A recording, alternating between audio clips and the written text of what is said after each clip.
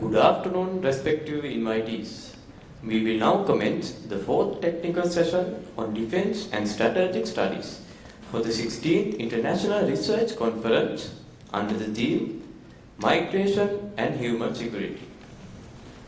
We are honored to have 5 distinguished speakers joining us today.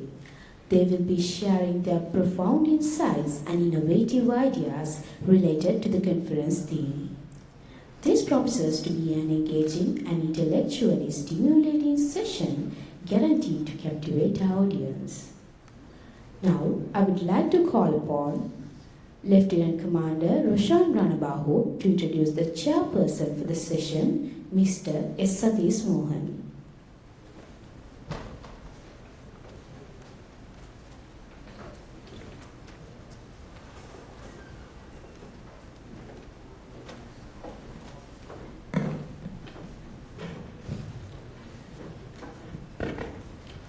Good afternoon, ladies and gentlemen. Let me have the honor of introducing our chairperson, Mr. Satheesmohan. Mr. Satheesmohan is a distinguished scholar with a rich academic background and a commitment to promoting peace and security. He earned his bachelor's in philosophy with first-class honors from the University of Patabendige, and furthers his education with an MA in conflict resolution from the University of Bradford, England. He also holds a master's in international peace studies with merit from the United Nations University for Peace in Costa Rica. Mr. Satheesmohan's academic journey has been adorned with prestigious fellowships such as the Commonwealth Scholarships in the UK, the International Visitors Leadership Fellowships in the US, the Emerging International Leaders Fellowships in the UK, and the Asia Leaders Fellowships in Japan.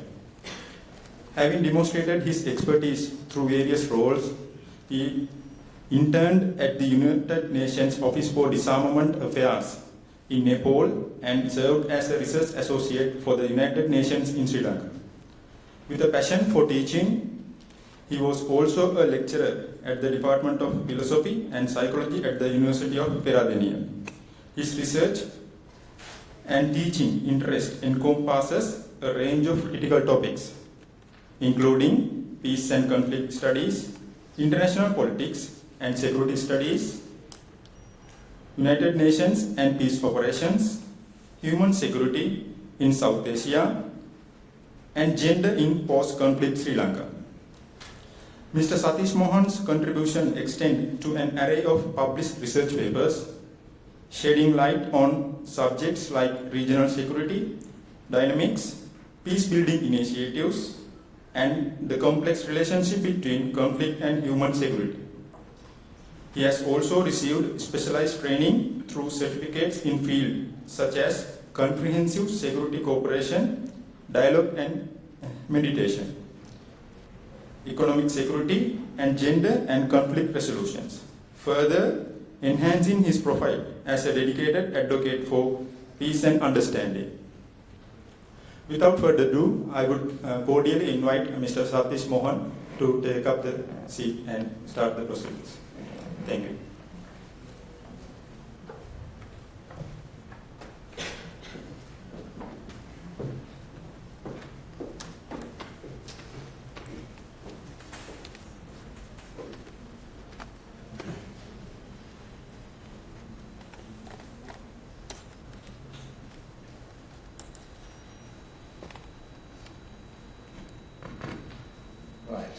Very good afternoon, everybody.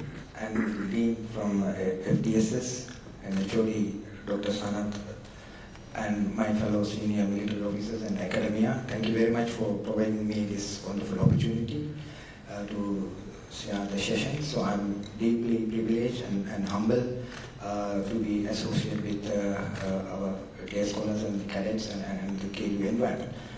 Without further ado, let me introduce our fellow plenary, technical speakers. The Viran Madhugame will be joining online, and then I would invite Charani. Yes, please come forward. and the IRC Fuard and Commander Prasanga. Please take this here. Thank you.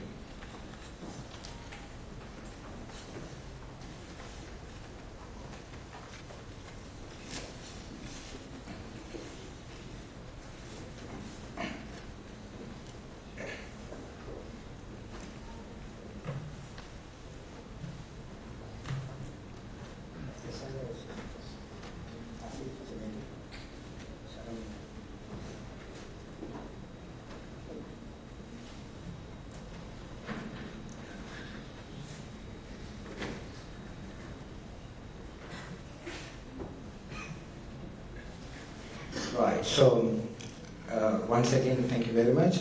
And what we have here from the last couple of, pretty much the days, all about the hard powers and the securities and the strategic studies, the diplomacy and military approach to conflict, and all very much on the hard powers. But in fact, this isn't something that we are going to more on focus about the migrations and the human security. In that sense, it's very much more about the kind of the soft corner of security applications, which is very interesting, I would say. And also, I want to keep the audience very much vigilant. And I understand just after the lunch, and of course, it's very difficult to keep you awake, but I do my level best at least to give you some sense. And also, I would suggest the audience while you are hearing the individual presenters, and you can also formulate the questions and think about the opinions, and of course you can come out with a very vibrant discussion. That's something we are hopefully opening after the sessions.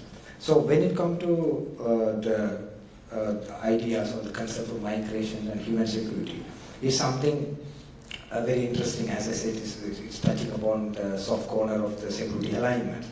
But in the sense of the migration, what we are seeing in a way, it's more about like in line with the economic aspect of the global growth or the global economy. In that sense, what we are really seeing how the migrations supports and work upon in terms of upgrading the global economy. But at the same time, of course, we are looking some underlying factors that the inequality that's part of this global economy that's posed upon. But at the same time, if we really see the figures of the so-called the migrations around the world, so there's no precise phenomenon in that sense, but it's very much context in terms of the numbers and figures. But at least if you see from the UN point of view, what UN suggests about 281 million migrants around the world, whereas the World Bank suggests somewhere around 2.3 million. So in that sense, there's a slight differentiation between the figures, but what the matters most, the migration seems the global phenomenon that we cannot really escape in that regard. But at the same time, the human security, what we are seeing, it is very much about what we have been hearing, kind of incorporating with national security understanding, and all this is well taken. But at the same time, if you really look the bottom line of this human security that's coming from the 1994, the Development Index, or the report from the UNDP, which trying to underline the human security or the significance of human security or the non-military aspect that need to be taken into a kind of serious or comprehensive discourse in terms of the national security understanding. So in that sense, and of course, we got like very distinguished panels with kind of a different perspective of migrations and the terrorism and the internet or the digital aspect of terrorism, and also the maritime, pretty much about the strategical aspect of in this nature. So without further ado, let me invite our first speaker. So the first speaker, that Viran Maddumage. So he's attached to the Department of Defense and Strategic Studies of KDU, and currently reading his PhD at University of Colombo, and also he's very much focused on international relations and the diaspora or even chain migration. So that's his expertise that he's going to demonstrate. He's apparently doing some research work with some of his supervisor in Sydney. So he is joining us from Sydney. So over to you, Viran. So let me see how the Viran going to demonstrate his aspect of chain migration and its implication to Sri Lanka. Over to you, Viran.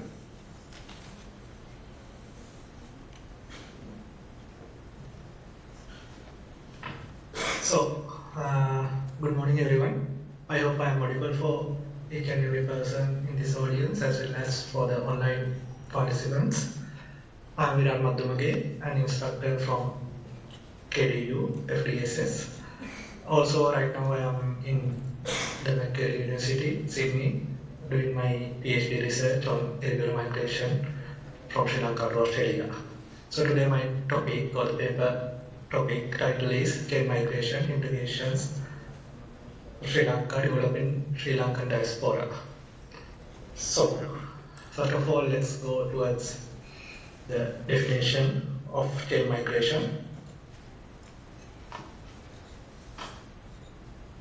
Chain migration is the social process by which migrants from a particular area follow others from that area to a particular destination. The destination may be in another country or in a new location within the same country. So when it's come to migration, there are several reasons for a person or a community or a family to migrate from a location to a new location. It can be security reasons, it can be economic reasons, it can be a climate change or a disaster like that. And mainly, there are some exceptional cases. Other than that, each and every movement is connected with some of their friends or a person they have a link in the new destination. Other than the security or a disaster movement, even there are some places you can see that connection when they consider a movement or when they are planning to move to a new destination, there is a connection or link with some person in the new destination, because a migrant, they always think it can be a regular migration or an irregular migration. Always it's about how they are going to survive or how they can gain a proper or better lifestyle in the new destination, because as humans we all believe or we all expect a better life than which is existing in the current location. Therefore they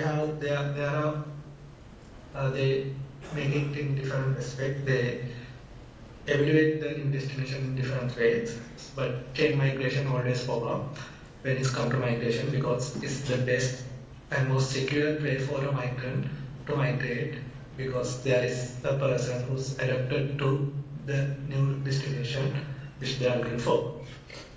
So, chain migration is a variety of reasons, especially economic reasons, security factors like that, or culture. When they see the desirable aspect of their destination in comparison to the place they left, they urge others to migrate as well. The main motivation behind chain migration are push factors or aspect of life in the place of origin that drives migrants away. Pull factors, which are aspect of life in the destination that appeals to migrants. These are the main four places for a migrant or a newcomer or a new destination. Especially, I will explain each and every place. Especially, there are two places which affecting mainly on making a diaspora in some other country, or else on any sort of migration or any sort of chain migration movement. Those two main places are honeymoon period of a person or a community and adaptation period. Especially honeymoon period, when we are explaining about the honeymoon period of this thing, especially that is the very first movement for a migrant who's enjoying the new destination or the new location. It can be internal or else external territory from their motherland or home place. That is a wow factor always, because they, or he or she, always trying, it's everything very new and very fresh for them. Because of that, they feel more comfortable and everything, it's very enjoyable for them. And especially in this current scenario, because of the social media influences and those platforms, they are trying to impress all the people, and it works as a main driving factor for people in their home location to migrate, or it works as an influencing factor for or motivation for people to migrate, even they don't have any issue or in their homeland, but still they, just because of these influences, they are pretend or they are trying to migrate to a new location. That is the honeymoon period, because during this phase of life or new destination, they are trying to enjoy each and everything. It can be weather, it can be language, it can be food, it can be architecture, it can be anything of the new location. Later, they will start facing cultural shock and adjustment period. Especially cultural shock, they will start to see the differences between their homeland with the new host land or the location. And there is a clash between their native language, cultural belief, religious things, people, community. That's the period they are starting, or they are trying observing these differences comparing to their homeland. And then after some period of time, they are trying to adjust their lifestyle according to the new destination or new location.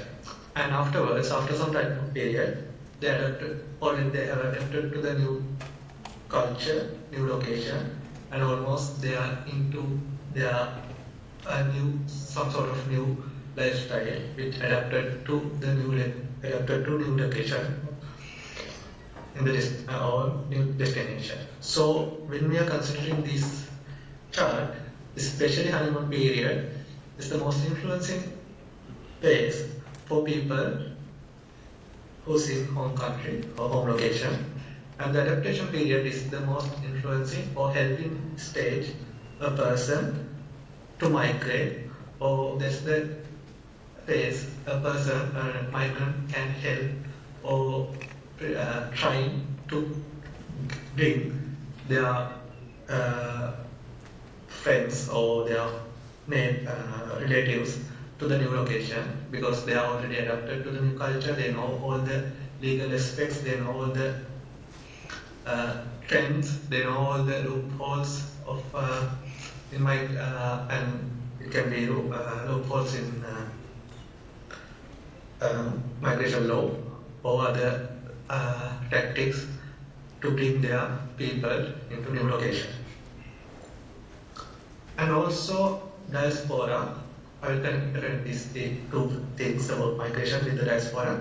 Diaspora refers to a large group of people who share a culture and regional origin but are living away from their traditional homeland. Especially right now in the world, especially in main mega cities such as London, New York, or Sydney, Singapore, these areas, you can see a lot of places such as, it can be called as Chinatown, mini Little India, mini Italy, like that, because there are a lot of people, a lot of community who migrated to these major cities due to various reasons, but they all connected into a specific area of those cities, and they are trying to build up, or they are trying to maintain their values, their traditions, their culture in that particular area. So it is very visible in each and every major cities around the world. And considering Sri Lankan diaspora, there are over 2 million of Sri Lankans currently established all around the world. Especially it can count as regular migrants as well as irregular migrants. Right now, we are talking about mainly about regular migrants, because considering current scenario, we are not facing any issues as a country, like or any security issues or a disaster or anything like. There are no ongoing huge disaster right now in the country, but because due to this economic up and downs and uncertainty, as well as those push factors which I mentioned before, these things influencing people to migrate to new destination. It can be skill migration, it can be education purpose migration, but mainly most of these, 90% of these migration movements are regular or legal migration, because they are moving the country with proper documents and these proper things. Especially when it's come to skill migration or education purpose migration, they are trying to gain or achieve their usual lifestyle or they are trying to maintain their usual lifestyle which they maintained in their homeland in new destination. For that reason, they are always trying using a link with that new destination, with the people, the known people in this new destination, because that's the way they can establish themselves very easily in new location. It can be Saudi Arabia or UAE, especially when we consider this Middle East region, including Lebanon, Israel, this area. Mostly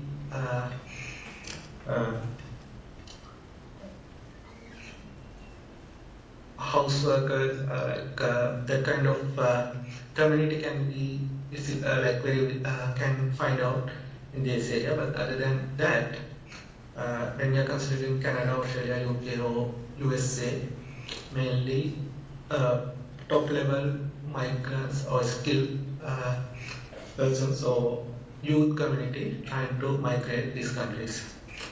But no matter what's the location, always it's connected with these people. It's called as chain migration, because then they can establish themselves very easily in new location. Meantime, they can fulfill their main ultimate goal in new destination, and as a result of that, they will start to maintain their religious or cultural beliefs. It can be myths or political ideologies and everything they are trying to establish in their new location. That's what we call as Diaspora. That means simply a community or community who's going to maintain Sri Lankan values in different locations around the world. So it can be seen right now, because mainly as a country we face several migration waves since independence due to various reasons. Especially right now, the main migration wave because of this economic crisis after the COVID-19. As a result of that, they are trying to involve with almost all the political up and downs in Sri Lanka, and also they are trying to maintain their image, or they are trying to establish their Sri Lankan name in various aspects in new destination. It's like organizing, it can be cultural shows, it can be trades or exhibitions or anything. That's why we are seeing a lot of Sri Lankan community gatherings all around the world right now. If there is no, the argument of this paper is that chain migration is the best, the way made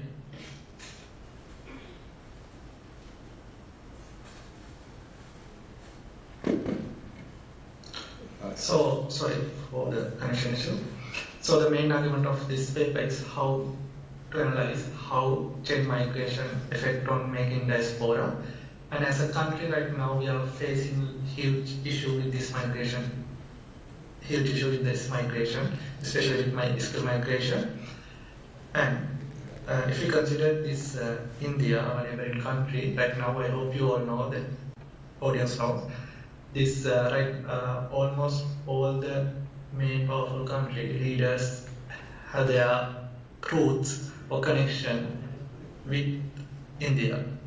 It can be UK, it can be USA or Australia. Most of the politicians, like a lot of top decision makers, have their connection with India because mainly and mostly this is the second generation of these migrants, or second or third generation. And same, after a period of time, Sri Lanka, as a country, we have to establish, or we have to think out of the box, or take it to the big picture and create our brand in different countries. While, because as a country we are right now, we are facing economic crisis, a dollar issue. So maintaining these things and make it more sustainable and more, all meantime,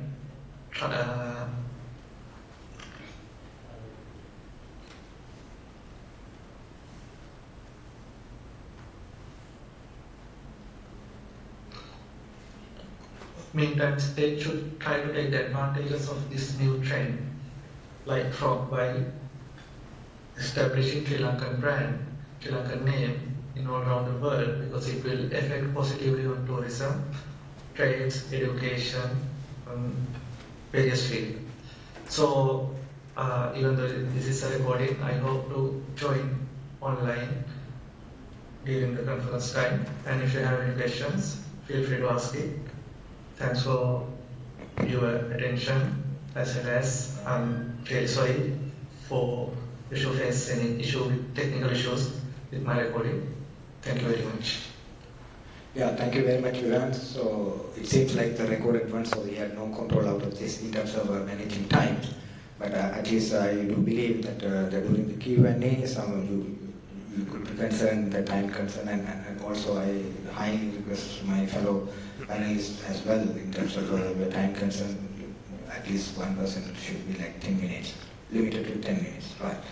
So we could discuss a lot about the migration, and in fact, the chain migration is not a strange topic to Sri Lankan. So of course, the diaspora, no matter whether the global north or the global south aspect, the diaspora is well spoken topic in this country.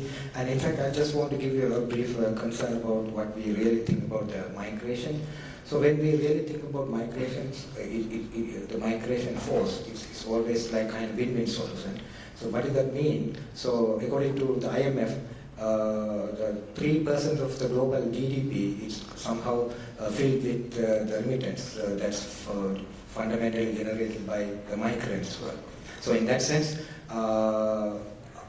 more than 90% of the migrants seems like the economic migrants, whereas we also see the less than 10% what we call the refugee or any sort of illegal migrants. So in that sense, the migration issue is a hot topic, whereas it's some point politicized and in a hard talk in that point, but at least from the economic point of view, the migration provides kind of win-win solutions where the sending country also benefit, at the same time host country also benefit. That's very much generate the global economic outstrength. So that is something I want to add in addition to what Viran said. So in fact, we got the second speaker, that one also will be joining online, perhaps it's also the same like the recorded video, which is talking about the assessment of Immigration and Immigration Act of Sri Lanka in terms of the irregular migrations.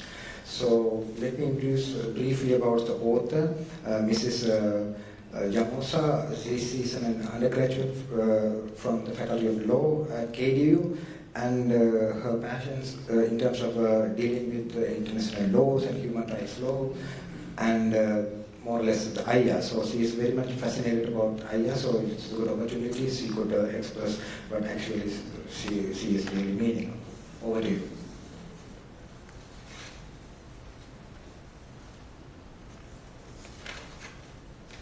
Honorable Chair, distinguished guests and participants. Good morning. I am Mayadune, and our research topic is an assessment of Immigration and Emigration Act in Sri Lanka on irregular migration. Naturally, everyone, including humans and animals, is willing to move from one place to another. This can simply put as migration. Migration can occur illegally and irregularly. Irregular migration is one of the serious concerns worldwide, not only because it's one citizen of a state crossing boundaries to another state illegally, but also because it's associated with refugee, asylum seekers, and even human trafficking and other such related illegal activities. According to the International Organization of Migration, between the years of 2014 to 2018, over 30,000 people have lost their lives in attempts of irregular migration. NGOs, United Nations sub-bodies, and other institutes such as United Nations Refugees Agency, Amnesty International, International Organization for Migration, monitor such activities all around the world. These activities are governed under the international law, sea law, and other related laws. This topic would not deep dive towards illegal activities as human trafficking or asylum seekers, but rather narrowed down in an aspect which it speaks regarding a citizen of Sri Lanka entering another nation without an authorized document and authorized identification through illegal ports. Generally, irregular migration positively and negatively affects all host, home, and corridor countries. The core country faces a severe case of brain drain, where highly trained or qualified people of the core country emigrates to another country. This, of course, is related to skill drain as well. High rates of brain drain creates a bad reputation for the country worldwide, which can potentially lead to the country losing investments as well. As many individuals who migrate is the youth community, there would be a severe decrease of the youth community as well. And this could also potentially affect the population and demography of the nation. In the long run, it would create many social and legal issues as well. The host country, however, increases its diversity. It adopts a new culture. However, there is a risk of extremism as well. There could be a threat of rise of illegal activities, and the cost of orientation programs for migrants can affect the host country negatively as it increases the government expenditure of the host nation. When it comes to corridor countries, which are between the home state and the host state, it protects the right of migrants, such as right to life, right to asylum under the United Nations Declaration of Human Rights, or better known as UDHR, and even right to be free from torture, detention, and arbitration, even under the Office of High Commissioner of Human Rights. These countries, while protecting the rights of the migrants, also protects and maintains the security of their territory. Sri Lanka is both a host nation and a home nation. According to the United Nations World Population Prospects, the net migration rate for Sri Lanka in the year 2022 was 4.149 per thousand population, and that is roughly 92,000 Sri Lankan citizens. Further, the United Nations has predicted a dramatic fall for the upcoming years, as shown below in the diagram.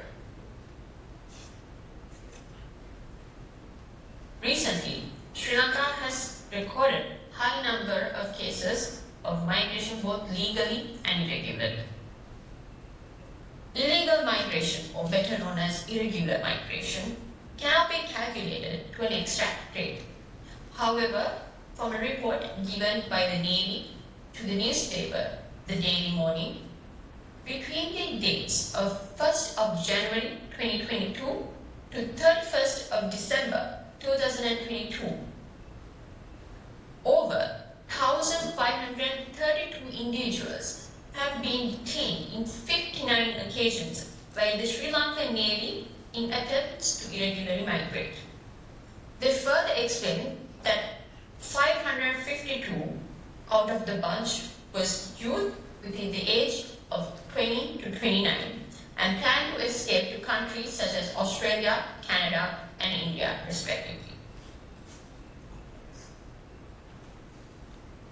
Since the end of the LTTE war, there has been rapid increases of migration of Sri Lanka, and this also includes the Sinhalese population to migrate, which has risen its rates from 0% to 11% due to factors such as political instability, several anti-government movements such as the JVP movement, the Easter Sunday terrorist attacks, and currently, especially the ongoing economic crisis.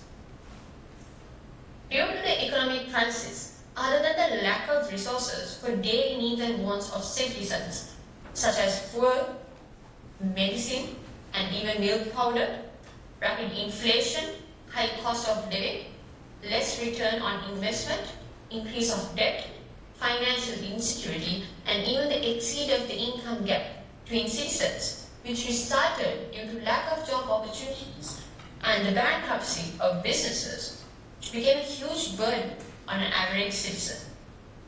Additionally, threat to security and violation of human rights is also a base for irregular migration. Sri Lanka is also particularly vulnerable to rapid onset and slow set natural disasters, climate change, and environmental degradation, which also fuels the burden within a citizen. Irregular migration, although is conducted for a better living standard in a search of better life, according to the United Nations Network on Migration report of Sri Lanka 2022, most common occurrence of irregular migration occur under the pretense of high-paying employment opportunities, which later turn out to be forced exploitment of vulnerable labor, physical and psychological abuse, withheld of wages, confiscation of passports, and denial of basic human needs such as food, water, and even medical care. Therefore, Sri Lanka has introduced an act against irregular departures and arrivals in 1949, namely the Immigrants and Emigrants Act No. 20 of 1948, to face these challenges as a responsible nation. There are many provisions provided by this act to mitigate irregular migration, and we have noted down the main provisions as follows. Section 34 states that no person to whom this act applies shall leave Sri Lanka from any place other than an approved port of departure, which could be an authorized airport, authorized base, or an authorized port. Section 35 says a passport is required in the departure from Sri Lanka, and this passport should be authorized by a prescribed officer. Mainly, Section 45 discusses regarding the offences relating to irregular migration and other related activities. Any person who leaves or attempts to leave in contravention of this act is guilty of an offence, such as forging and tampering of certificates, passports, and travel documents, and then becoming in possession of more than one travel documents, such as passports and other travel certificates, will result in imprisonment for not less than 1 year and not more than 5 years, and a fine not less than 50,000 and not exceeding 200,000. Section 45C says a facilitating person to leave Sri Lanka is also regarded as an offence. And this says organizing of one more person to leave Sri Lanka in contrary to this act or attempt to aid person to do so is guilty of an offence. And this also could lead to an imprisonment not less than 1 year and not exceeding 5 years. And this would come in any form, such as promising secure employment and false promises of employment with misinformation, which is also governed under the section 360C of the Penal Code, and then transportation by sea, land, or any other manner illegally, and also illegal harboring of people in Sri Lanka. Moving forward to section 50, any police officer of any rank and any authorized officer of the forces have the power to search any ship of arrest. Section 51 continues, saying to allowing any police officer of any rank and any authorized officer of any forces the seizure and detention of vehicles and vessels used in such offences. And this section also provides the power to the magistrate court to destroy such vessels if it's found guilty of used in an offence. Section 51C also says the court may impound travel documents to procure the attendance of the accused, suspect, or witness. And these travel documents could be travel certificates and other passports and other related documents. Therefore, we believe the present Immigration and Emigration Act provides necessary and adequate measures in mitigating irregular migration. However, it must be updated with the developing irregular migration trends, such as migrating to countries, visa-free countries, to escape legal loopholes, and so on and so forth. It is also important to protect the borders as an island nation, and it's important to maintain and empower the military and the coastal guards around the nation. However, our research believes, and it suggests the best remedy is to address the root cause of the situation to prevent irregular migration. And the root cause being, why does a citizen feel a need to irregularly migrate? And most common reasons is political instability, religious conflict, and mainly and specifically economic crisis. If those root causes are addressed, there will be a rapid decrease of irregular migration rates in Sri Lanka. With that, I'd like to conclude our presentation. Thank you very much for listening. Right.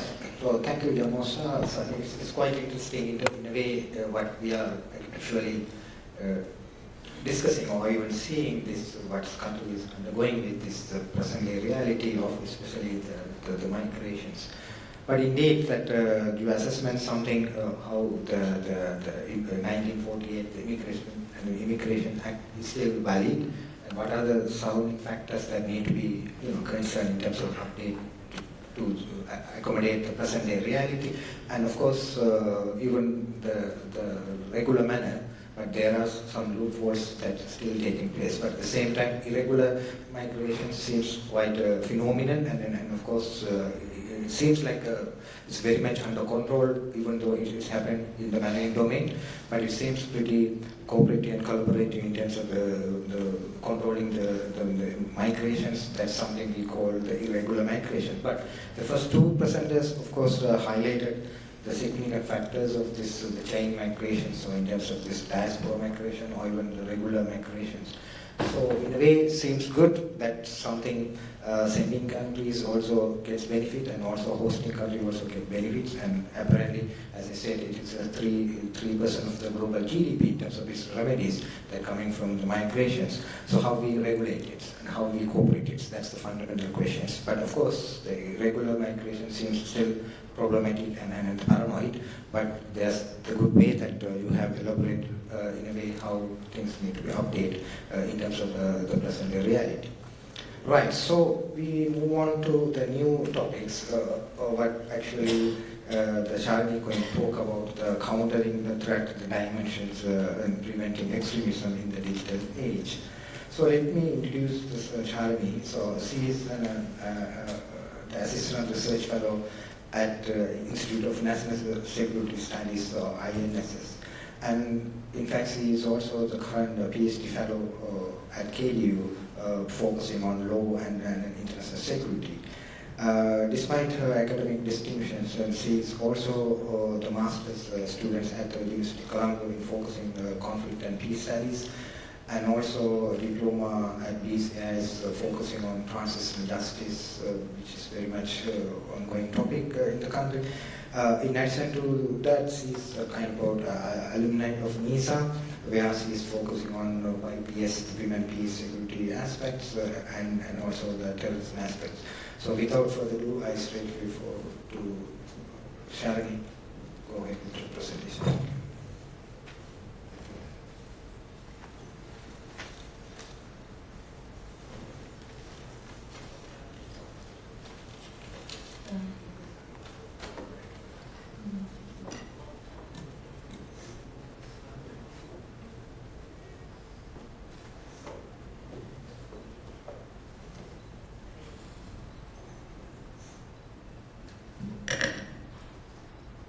Good afternoon, everyone.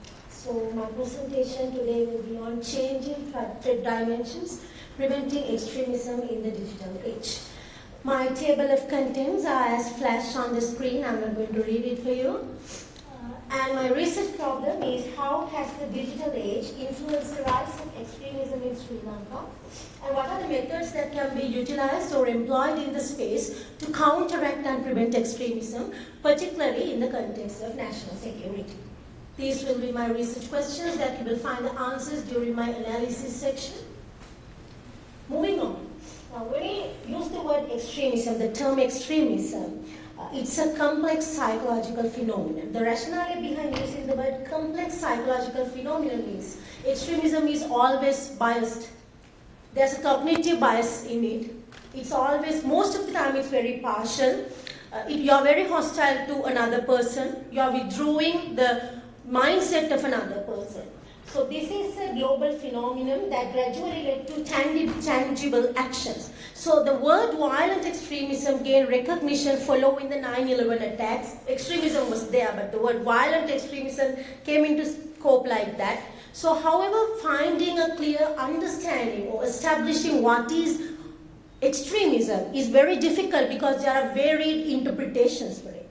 So anyway, when we look at literature, the most two common interpretations are violent extremism have been identified. One is it involves promoting one's own group faith while being deeply concerned with challenges it confronts. So if your faith is being questioned, you are trying to confront it.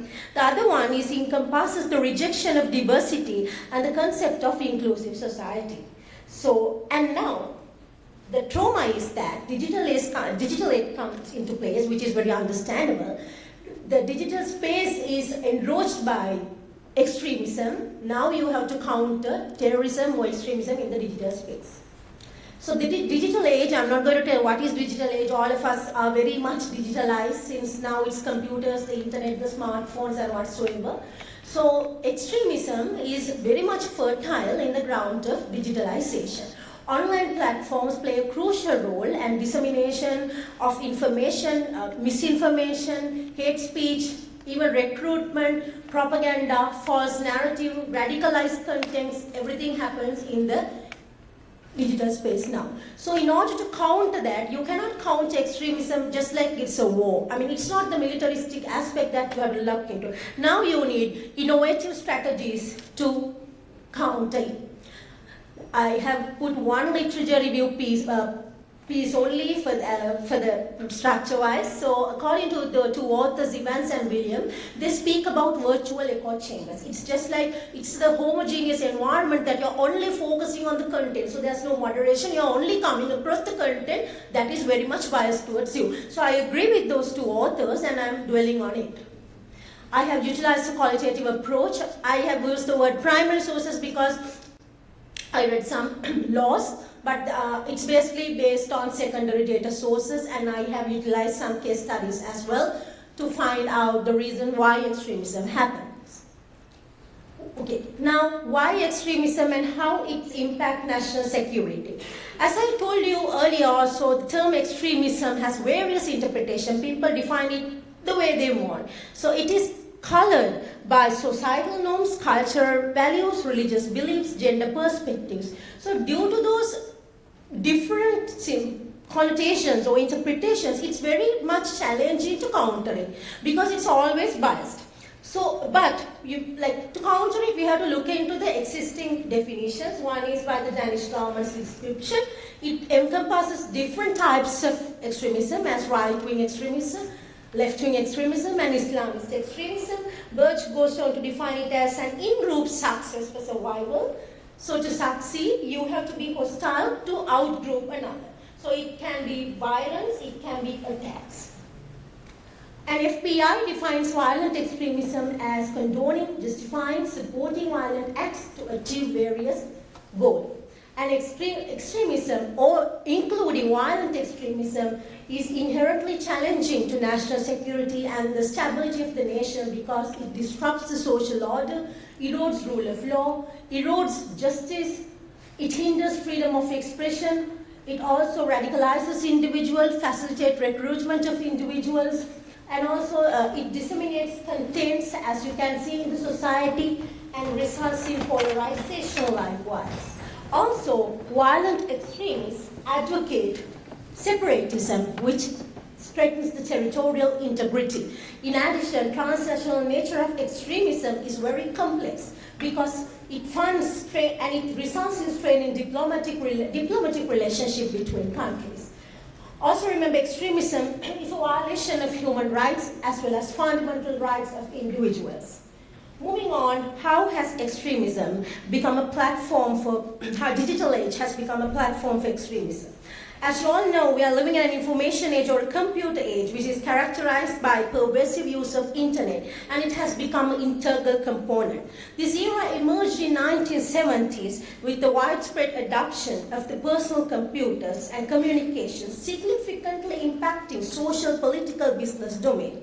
The ramification of extremism manifests both online and intangible forms, threatening security. Now, because the digitalization has happened, extremists skillfully exploit social media platforms and broader realm of internet to serve their purpose. How do they do that? By hateful narrative, propaganda, financial transaction, recruitment activities, and exchanging operational information. Now, there are a few examples, as you can see. One is hate propaganda aftermath, the Easter Sunday attack. There are provocative content, venerating terrorist leaders, and also social media platforms are also used to incite violence, radicalizing individuals, lone wolf attack. I think you can remember Christchurch gun massacre is one incident. The Prime Minister didn't even want to use the person's name because it will go in the history. And because influential figures or the provocative figures are telling about extremism, it's become eye candy, so youth are being drawn to it, and disinformation is utilized by them. So what is the situation of Sri Lanka? The first 2 points, as you can see, in 1971, the JVP insurrections were the uprising of the JVP, and LTTE in 1980s, this time digitalization was not much there. But later on you see LTTE international networks are stemming down by the diaspora activities and extremist Buddhist nationalism like Bodhu Balasena. And then in 2019, Easter Sunday attacks kicking, worsening the situation. So how to prevent this? As you can understand, I think there's a very famous phenomenon that you can use the same knife to cut the bread or stab a person. So you have to utilize effectively digital age to counter the threat of extremism. It's a powerful tool. But this is a collaborative effort because individuals, tech companies, private entities, government, all of them should come together. Social media platforms have community standards. If you go to YouTube, there's enhanced moderation technique, and even if you go to Facebook, it is there. There's machine learning algorithm there. There are also human moderate content creators and also the moderators to remove the content. So in Sri Lanka, we have ICCPR Act Section 3. There are few initiatives, as you can see, like Educate Against Hate, Global Internet Forum to Counter Terrorism, which research advocacy by King's London, University of King's College London, and Toronto Declaration. Okay, so extremism in the digital age, as you understand, is a pressing concern, and Sri Lanka is also in that. So extremism thrives in online platforms because diverse definition of them. It threatens national security, it enables hate speech, recruitment likewise. So what can we do?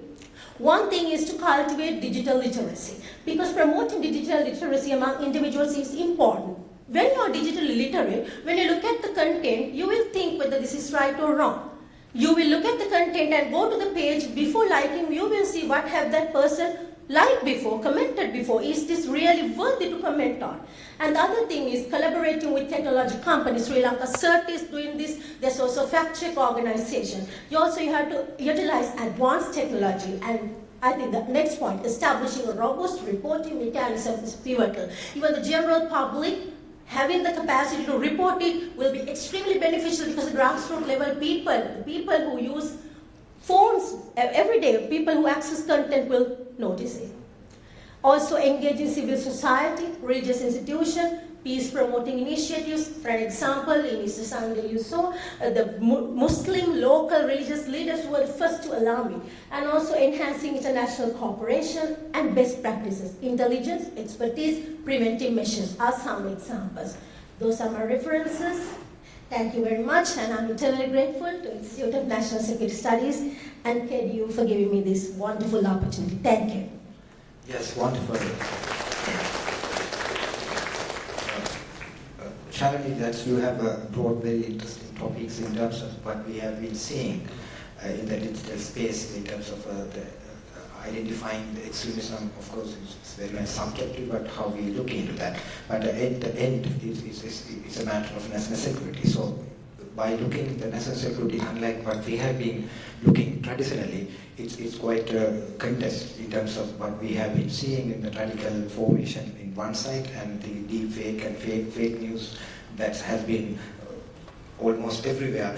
That's something how we are going to balance it. So that is something, of course, there's a perception that even the law enforcement and people who are on board in terms of dealing with the cyber domain with national security need to be skilled or educated in that way. So, and the small notification, perhaps according to the European Union Commission's concern with this AI development and all.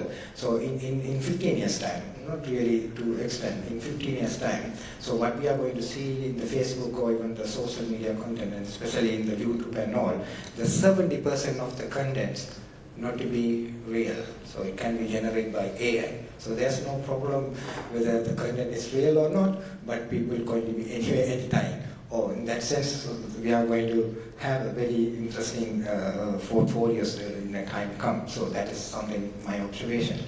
And without further ado, I could let the next speaker to discuss about kind of a different aspect that he's very much focused on his expertise. So let me introduce Fuard. He's a defense analyst, specification on counterterrorism and counterintelligence and the strategic communications and transnational threat. And of course the hybrid warfare, where he's going to elaborate a little more in line with the Afghanistan context. And he's also a visiting fellow at KDU, looking at the MSc program in strategic studies, and also the visiting fellow at Staff College in Sri Lanka. So in addition to his expertise, and he is also authors with many topics related to terrorism, and of course he had won the best paper some time before as well at the same venue. So without further ado, the topic, what he is actually talking about, the regional security implications of the hybrid warfare in Afghanistan. Over to you, Fuard. Thank you, Satheesh. Honorable Chair, Vice Chancellor, distinguished panelists, ladies and gentlemen. It is an honor and a privilege to present my paper titled Regional Security Implications of the Hybrid War in Afghanistan at this year's International Research Conference organized by KDU. Today I will delve deep into changing or a conflict phenomena that is reshaping the regional security landscape, and something which is a hot topic these days, especially in the arena of security and strategy studies, which is hybrid warfare. So this analysis will introduce for the first time the concept of perpetual hybridity in the context of the conflict in Afghanistan. This concept is based on a conflict anomaly that is redefining our theoretical and practical understanding of the nature and character of warfare, especially in this digitalized age we live in. So, in order to comprehend the security, the evolving and complex security dynamics in Afghanistan, I think it is quite important for us to first understand what hybrid warfare is and what perpetual war is. So the convergence of Afghanistan's perpetual war with an ongoing hybrid war has created the conditions for a state of what we could call perpetual hybridity, which has evolved or developed into becoming one of the biggest or one of the main threats that is posed to the South and Central Asian region.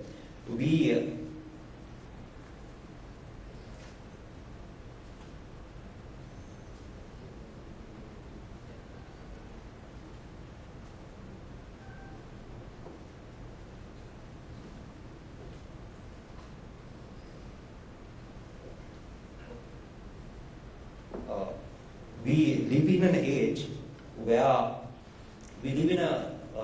where the line between war and peace has become blurred as a result of the enemy using synchronized multidimensional methods of warfare. And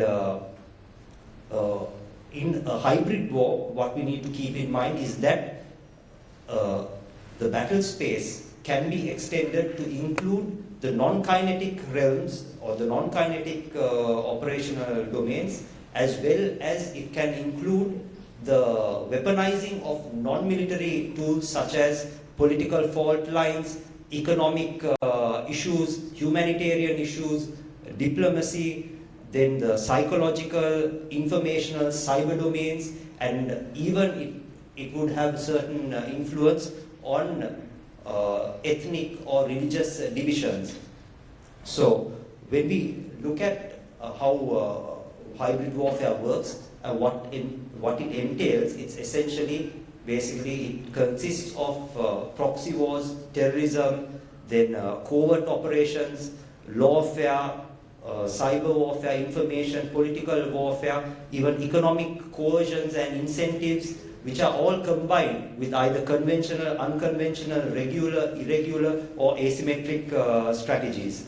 So in today's digital age, state actors and terrorist organizations essentially are able to employ hybrid strategies as a force multiplier, as it enables them to extend the battle space while operating below the threshold of a conventional war. For almost half a century, Afghanistan has been in a state of continuous or perpetual war that has kept evolving in different stages. Now, when we speak about this concept called perpetual war, what does it exactly mean, a perpetual war? A perpetual war is essentially a continuous or a constant war that does not have an end result or an end to that conflict. So this, while a perpetual war means a continuous war, the classical concept of war is based on the notion that there will be a victor, a vanquished, or some form of end result. Traditionally, wars have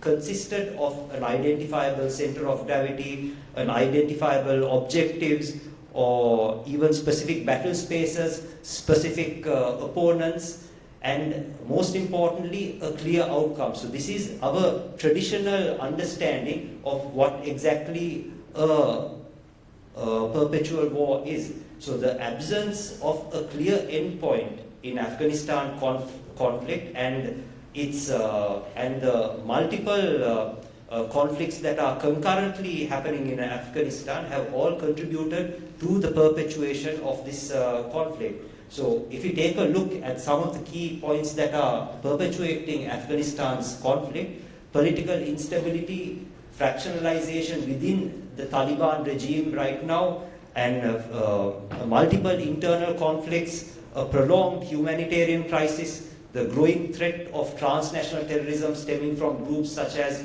the Islamic State of Khorasan province or ISKP, Al-Qaeda in the Indian subcontinent, and other regional terror actors such as ETIM, which mainly consists of Uyghur Chinese, and Tariq-i-Taliban Pakistan, which is also known as TTP, which is the Pakistani Taliban, which is completely different from the Afghan Taliban.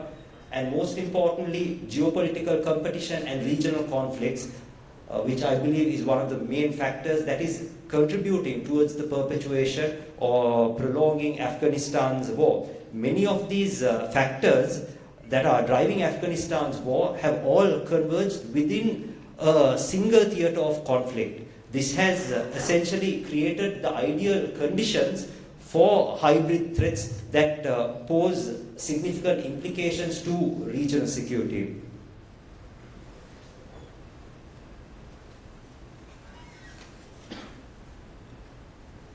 So, when we look at the changing nature of Afghanistan's war, Afghanistan has emerged as a hotbed for terrorism, insurgency, geopolitical competition, and a hotbed for geopolitical competition, mainly because of the current hybrid warfare that is being engaged, and also following the annexation of the Taliban, following the withdrawal of US and NATO forces, this has further added complexities to the delicate security environment in Afghanistan.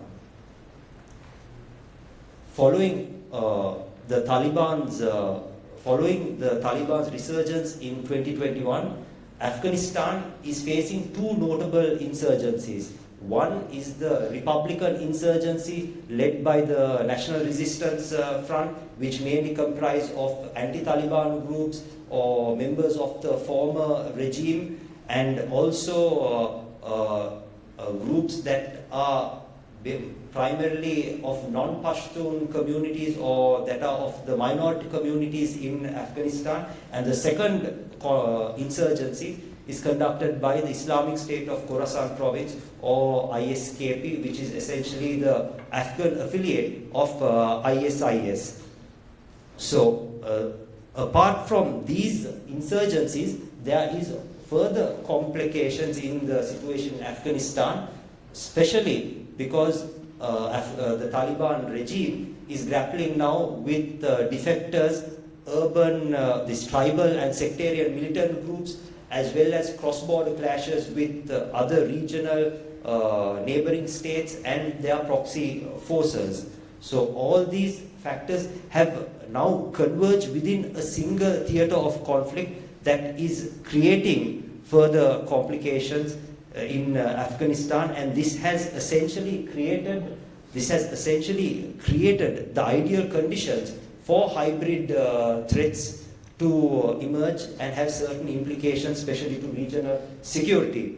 So Afghanistan has once again emerged as, now when we look at the geopolitical significance of Afghanistan, the Afghan conflict has far-reaching implications at a regional level, primarily because Afghanistan shares a land border with 6 neighboring countries, which is Pakistan, Iran, Tajikistan, Uzbekistan, Turkmenistan, and China. Each of these countries have certain political agendas which are concerning Afghanistan, and they would pursue different or diverse strategies in terms of dealing with Afghanistan. So despite the Taliban being an entity that is not recognized or does not have any form of legitimacy within the international community, we still have to recognize the fact that there have been certain countries that have opened up diplomatic, directly opened up diplomatic talks with the Taliban, or they are using back channels in order to engage with the Taliban. So we need to keep in mind that some of these countries have historically had certain connections to Afghanistan, and they have played an influential role in Afghanistan's political and security, in reshaping Afghanistan's political and security environment.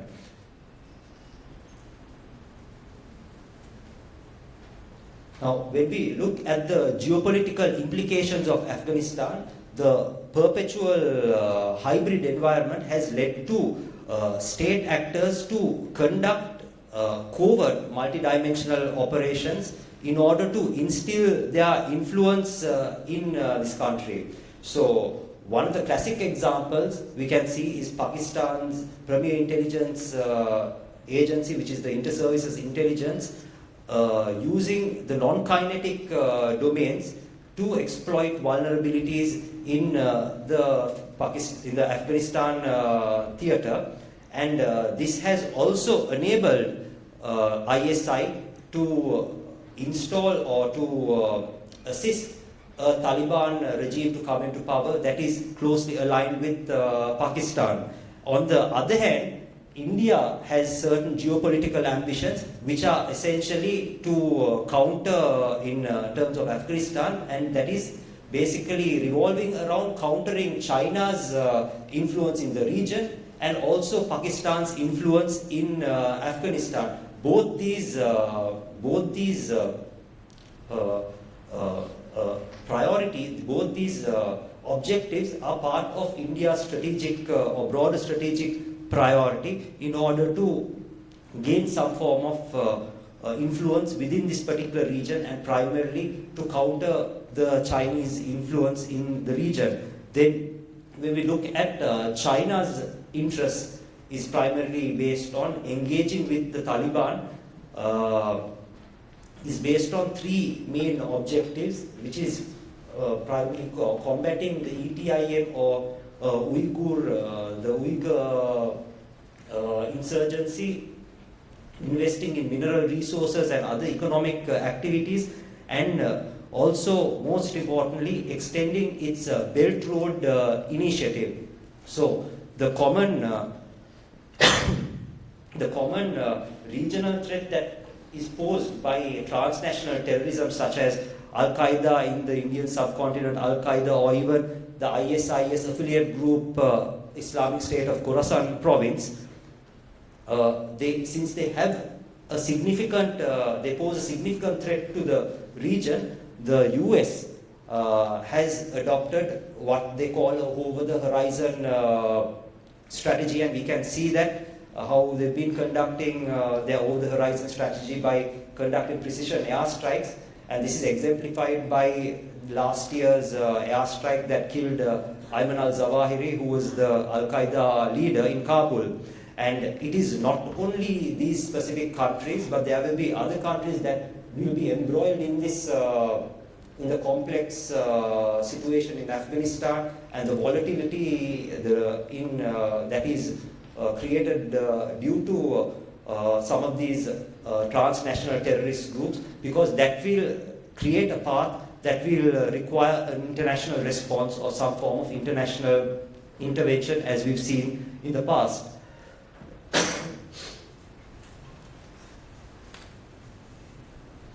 So Afghanistan's conflict, basically Afghanistan's conflict has created, has converged geopolitical... Asif, you've got 2 minutes. Okay. Afghanistan's conflict has converged geopolitical interests, internal conflicts, regional conflicts, and even transnational terrorism that is primarily stemming from hybrid warfare. And Afghanistan can be used as a launchpad by states and non-state actors that will seek to exploit multiple battle spaces by remaining below the threshold of a conventional war. So essentially, states and non-state actors can conduct operations while maintaining plausible deniability. So the hybrid war in Afghanistan is fueled by 5 fundamental factors: the Taliban's transition from insurgency to governance, the nexus between state and non-state actors, the vibrant transnational hybrid militant landscape, information and ideological warfare, regional conflicts, and geopolitical influences. And we can quite clearly see in this instance that the same factors that are driving Afghanistan's state of perpetual conflict are also contributing towards its hybrid war. So terror groups such as Taliban, Al-Qaeda, and even ISKP have remained resilient over the years despite loss of territory, loss of leaders, and loss of combatants, mainly because of its ability to conduct multidimensional operations and mainly because it was able to conduct successful hybrid warfare operations. At regional level, Afghanistan has created an environment for war to be perpetuated in other non-kinetic forms, and this will certainly alter its conflict trajectory, having serious implications to regional security. So the evolution of societies, governments, technology, knowledge have created opportunities and pushed mankind to the edge of greatness, and similarly these same advances in technology and governance and politics have also created its own threats that need to be fought in multiple battle spaces. So one of those threats that need to be addressed and recognized is hybrid warfare. Thank you.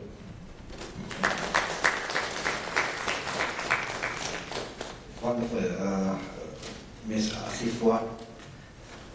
Yes, you have very much brought in the sense of what we really see in the last couple of years since the post-departure of the USA in Afghanistan. So it has created, as you well connected in terms of the internal dimension, the complex of the internal dimension, and of course the regional security complex, where you brought the idea of the hybrid warfare in line with the perpetual warfare, which is the continuous warfare. That's very much understandable in terms of what we have been hearing, the mainstream media and the strategic implication that the post-departure had brought in Afghanistan. So what the most needs, it's all by understanding the perpetual war, but needs perpetual peace. Yeah, so that's the kind of a concern that I want to go upon. And with that, let me introduce the last presenter, the Commander Amila Prasanga.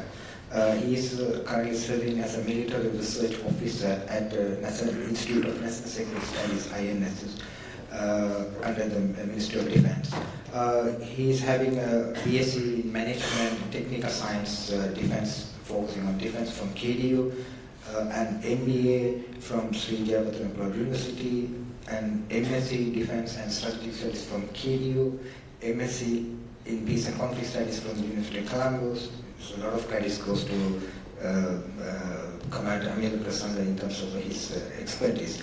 So beyond his concern, he is very much focused on research areas like maritime security, specifically focusing on the climate change aspects and the naval diplomacy, human trafficking, and of course the military well-being management. So with that, he is going to present the last presentations on the nexus between the climate change and human security in Sri Lanka, implication for small island nations, developing nations, developing states, in the international region. It's very much appreciated. Thank you. Vice Chancellor, KDU, ladies and gentlemen, good evening. My research topic is Nexus between climate change and human security in Sri Lanka, implication for a small island developing state in Indian Ocean region. The outline of my presentation as shown on the screen.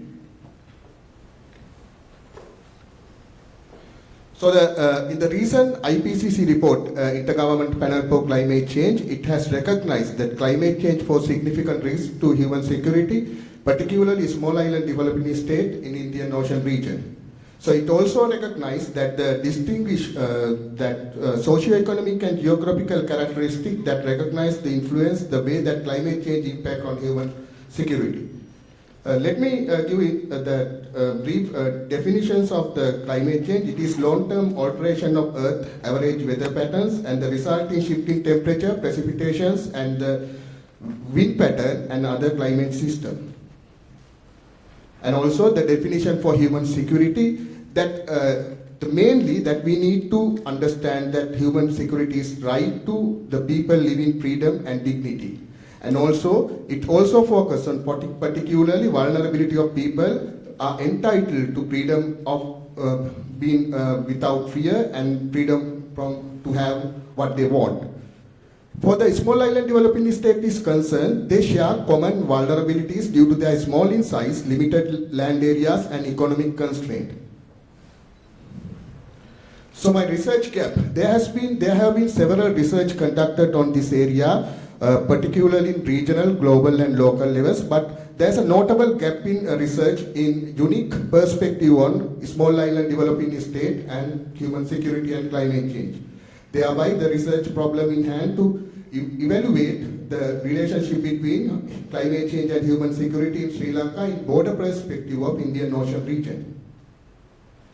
Ladies and gentlemen, the research objective is to examine the specific impact of climate change on human security in Sri Lanka, to evaluate climate change-induced human security challenges in Sri Lanka, and to recommend evidence-based adaptation and mitigation strategies to Sri Lanka in broader Indian Ocean region, small island developing state. So national security. So national security, it is the foremost thing of national security to safeguard the human beings, citizens' well-being. And also, there has been 1992, the United Nations Framework Convention on Climate Change, that is the landmark event that the world accept on this matter on climate change threatening. And also in the UN General Assembly, they, in the resolution report 350, they recognize climate change and its possible security implication, particularly concentrate on small island developing state. In other hand, they emphasize the addressing the root cause of this climate-induced threat in small island developing state can prevent conflicts. The Paris Agreement 2015, 109 countries adopted the limiting the global warming up to 2 degrees Celsius, preferably 1.5, and also the nations agreed to develop their national determined contributions, and UN Security Council recently advised on the Somalian resolutions on 2527. So the Somali resolution, they have highlighted that not only the factors that conflict raise, that the climate factor also a considerable matter to understand and significantly mitigate. In 2030 Agenda 17 Sustainable Goal recent report, it emphasized climate action on security can achieve 2 goals. One is climate action goal 13 as well as inclusive peace goal 16. So ladies and gentlemen, the Internal Displacement Monitoring Center report recent 2023, it emphasized on that climate-induced displacement is more significant than conflict and other rising displacement. If you look at the statistic that they demonstrate, so last 10 years, it has been significantly shown that the disaster-induced displacement significantly increasing. If you look at that, the conflict and violence is concerned, last 2 years, that because of the Russia and the Ukrainian crisis, other than that, it has not been significantly increasing climate displacement due to the violence and the conflict.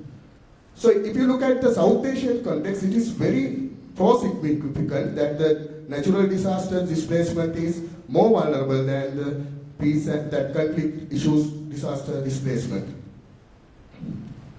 So last 14 years that natural disaster provided in Sri Lanka, out of 67% flood accumulated, and the storm brought and drought and the epidemic calculated in the second, and the third is landslide.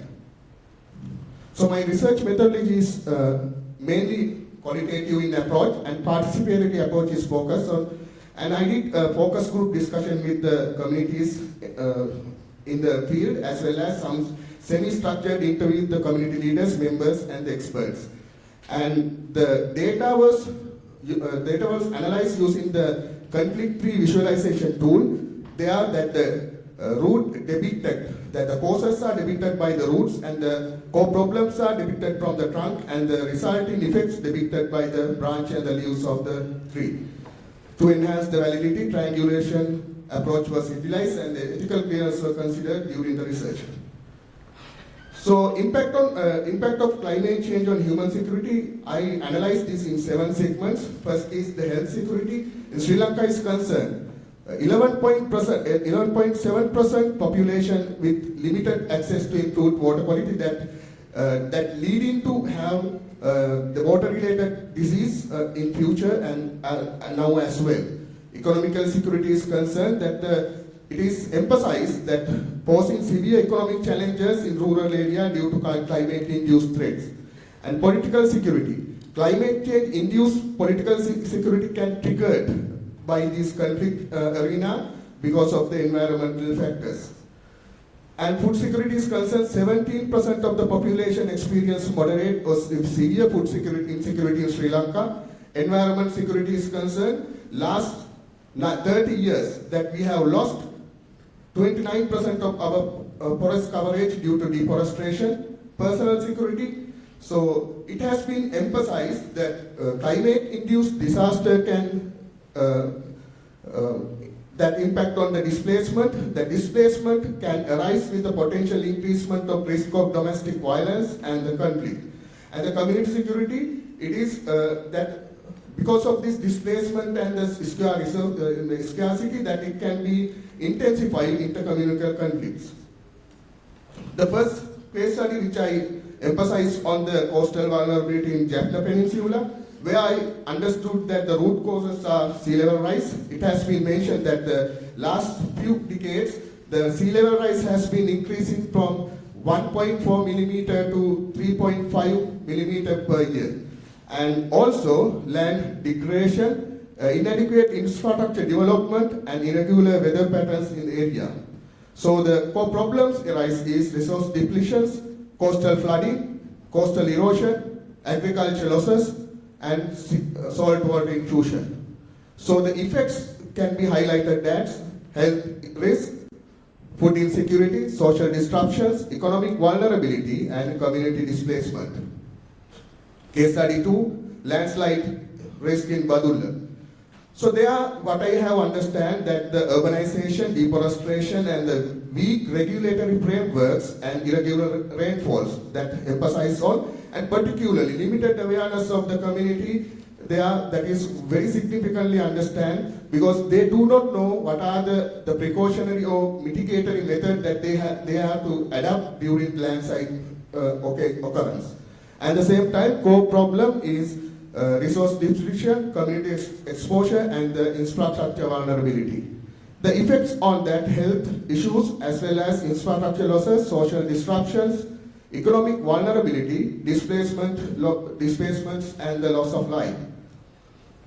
The third case study which I did on Ampara drought. So there what I understood the causes, deforestation, agriculture practices. So the area, the communities particularly concerned on the rainwater harvesting, and their agriculture practices and the agriculture crop yields are totally drastically required the water population for their improvement and the shifting rainfall patterns. The problem is agriculture losses, water storage, and the agriculture dependency. So the majority is on agriculture dependency. And the effects that I highlight there is the economical vulnerability, community disputes, health risk, food insecurity and social disruption. The last case study which I did on flood vulnerability in Colombo. So there the causes are rising sea levels and the informal settlement. In Colombo urban areas, it's that the statistic was 47% was informal settlement in the urban areas. And the inadequate infrastructure, urbanization pressures. And the core problem is infrastructure damage, coastal floodings, resource scarcity, coastal erosion, saltwater intrusion. So the effects were highlighted. You got 2 minutes.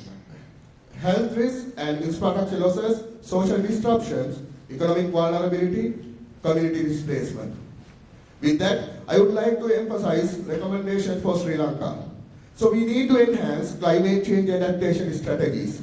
So Sri Lanka should prioritize to develop and implement the robust adaptation measures, particularly mitigate the climate change-induced human security issues, and invest on climate-reliant agriculture. So we need to think about alternative agriculture methods, perspectives, or economic development perspectives other than the agriculture for the purpose of that. Enhance infrastructure resilience, that we need to consider on the build on infrastructure resilience, particularly flood-prone and the disaster-prone areas. Community-based adaptations, that we need to get involved with the local community for the solution, get down the solution. And education and awareness, that is the last but not most important. For the small developing island, this is the first one, that is regional collaboration. Fighting against the climate change is not one country's single country job. It has to be collaborate with the regional and the global level. So we need to go down there, and the data collection and sharing. The accurate and timely data is crucial for understanding climate change impact and formulating adaptation and strategies. Capacity building is of paramount importance, and the eco-based adaptation method. We need to promote and accept eco-based adaptation approaches like mangrove restoration and coral replantation, similar kind of approach that we need to introduce and continue. This is my research references and acknowledgement for my institute for the inspiration. Thank you very much. Thank you very much, Commander Prasanga. And indeed, that you have brought in terms of the nexus between the climate security or the ecological security and the human security, which is critical, and it seems like the two sides of the coin when it comes to the national security aspects.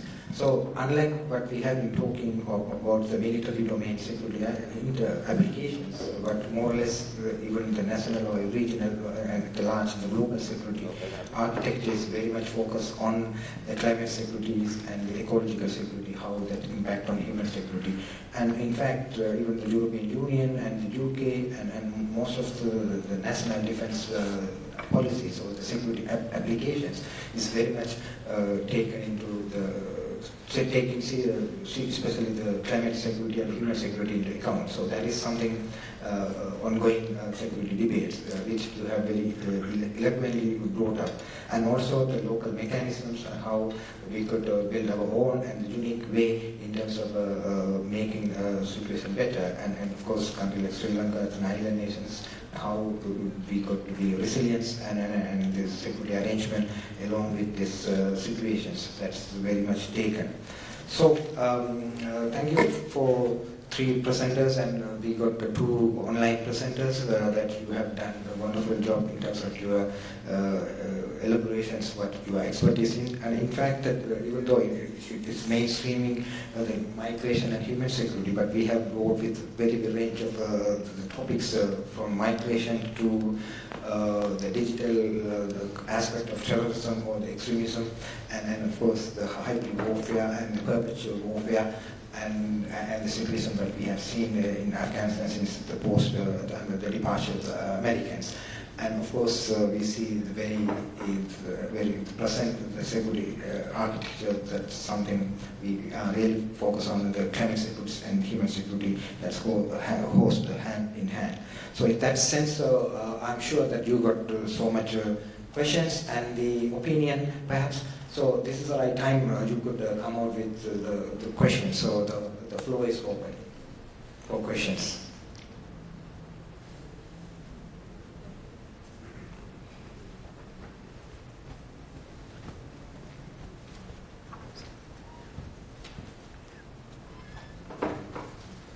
I am Madhavi. I am from Institute of National Security Studies. So my question for, first of all, thank you for this valuable session. And my question for Ms. Charani, and regional extremism and also digitalizations. We all know 21st century, we recognize it as a digital era. So sometimes in Sri Lankan context, because of different kind of incidents, situations, government also banned social media. So I would like to know, in Sri Lankan context, what are the laws already have and what kind of laws we need to implement to prevent this kind of disinformation and prevent this situation. Thank you very much for this opportunity. And the answer also make it short. Yeah, and point. Thank you. I'm going to make it very short. First thing is, in the Supreme Law of Sri Lanka, which is the Constitution, it explicitly mentioned in Article 15, subsection 7, that in terms of national security, public tranquility, health, we can restrict freedom of expression. So that is the law. I'll try to connect it very shortly. The reason is, we have laws. For an example, Computer Crimes Act is there for unauthorized access, deletion of content, modification of content. We also have a Data Protection Act. These acts are there. But what is lacking is what you asked me. We do not have an act to prevent online falsehoods and manipulations. So if we can introduce that act, that would be gold. Thank you.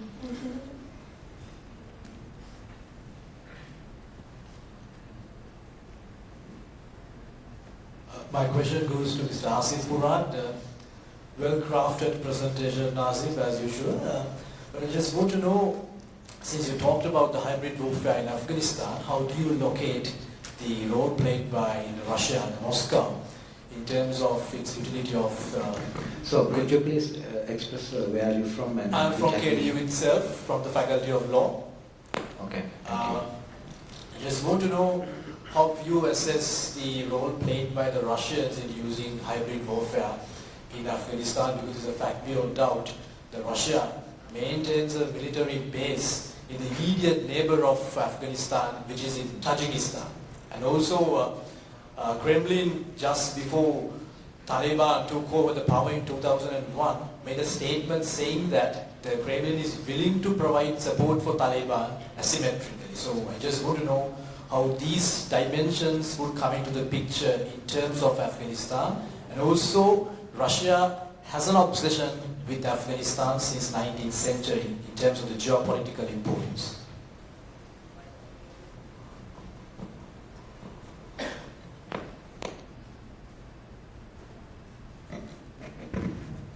Yeah, so to address the main point about Russia, in fact, if we are to look at the architects of modern day hybrid warfare, I'm not saying that this concept of hybrid warfare was not in existence hundreds or millennia ago. It is, some people would categorize it as a form of asymmetric warfare, but it is not essentially an asymmetric warfare because there is a technological dimension. So for one point was that hybrid warfare is part of Russia's military doctrine. A general known as Valery Gerasimov, which later it was known as the Gerasimov doctrine, they incorporated this Gerasimov doctrine as part of what they call new generation of warfare. So most certainly, in order to project its influence or to maintain its influence in that specific region, and we can understand with the withdrawal of US and NATO forces, there is essentially a security vacuum in Afghanistan. So there are several players that are trying to fill that security vacuum. And there are also interrelationships between certain states. For instance, there will be an interrelationship between Pakistan and China over the Afghanistan issue. Then India, who recently started, even though they withdrew diplomatically and then now they are using back channels, they are using a strategy of trying to align Central Asian states along with them in order to have some form of influence, especially in the concerning the Afghan region. So most certainly Russia will use the non-kinetic domains to influence the instruments of warfare. So now we could see it is not only the Taliban that is in power, there are so many other players, and we need to keep in mind as well that the Taliban is not a monolithic entity and there can be fractionalization. So in this type of warfare, wherever there is some form of edge or some form of advantage, Russia will try to capitalize on that, especially considering their past experiences. So we got one more, the last question, so then we find. Good evening, I am coming from Institute of National Security Studies. My question goes to first speaker, Mr. Miran. So at the end of his discussion, he mentioned that... Miran, make sure that you are in online, thank you. That he mentioned that we should brand our name in other countries in the world, like for example, like how has India has done it. So my question is, what can we do to brand our name in other countries, like in the same way as, like for example, as how India has done it? I hope I'm audible for you. Satish sir. Yeah. Yes. Mr. Satish, am I audible?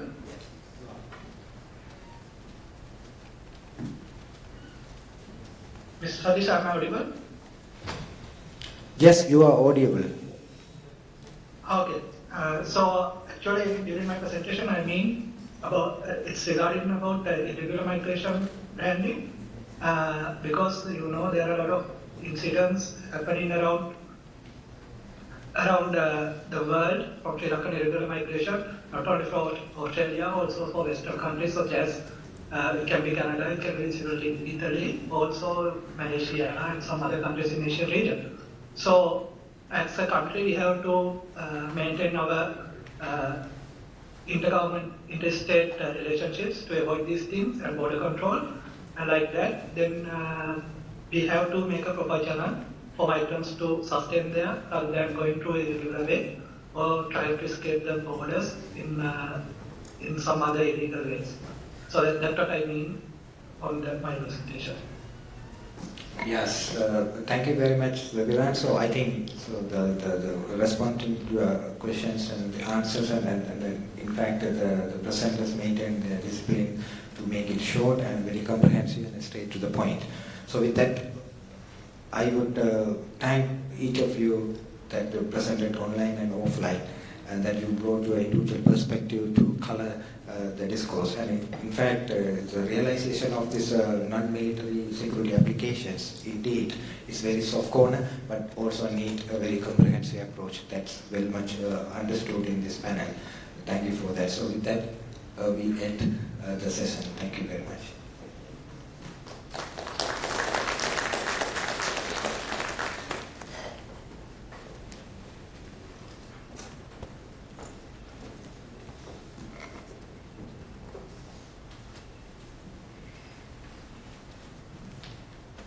Thank you, sir. The discussion was incredibly engaging and productive.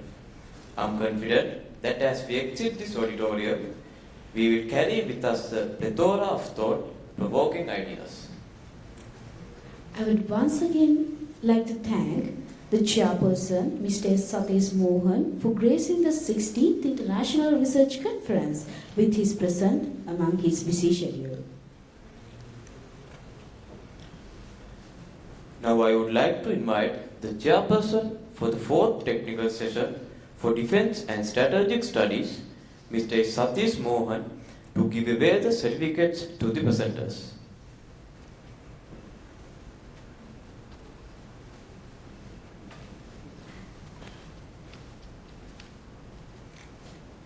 Ms. C. Patabendige,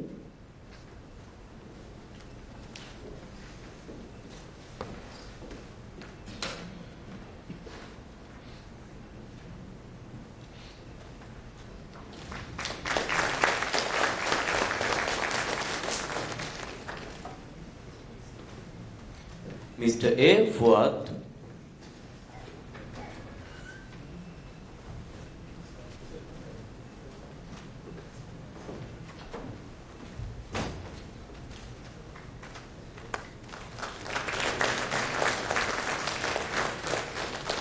and Commodore APA Prasanga.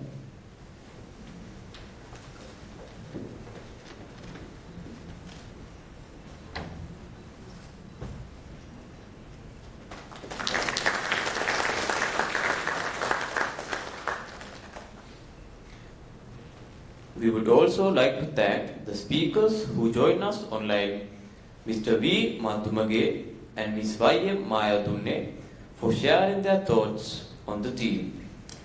Thank you, sir. Please remain on stage. Now, I would like to cordially invite Dr. Sanat De Silva, Head of the Department of Strategic Studies, accompanied by Lieutenant Colonel Janakamani Kachi, Research Coordinator, Faculty of Defense and Strategic Studies, to present the token of appreciation to Mr. S. Satheesmohan, the Chairperson of the 4th Technical Session for Defense and Strategic Studies under the theme Migration and Human Security.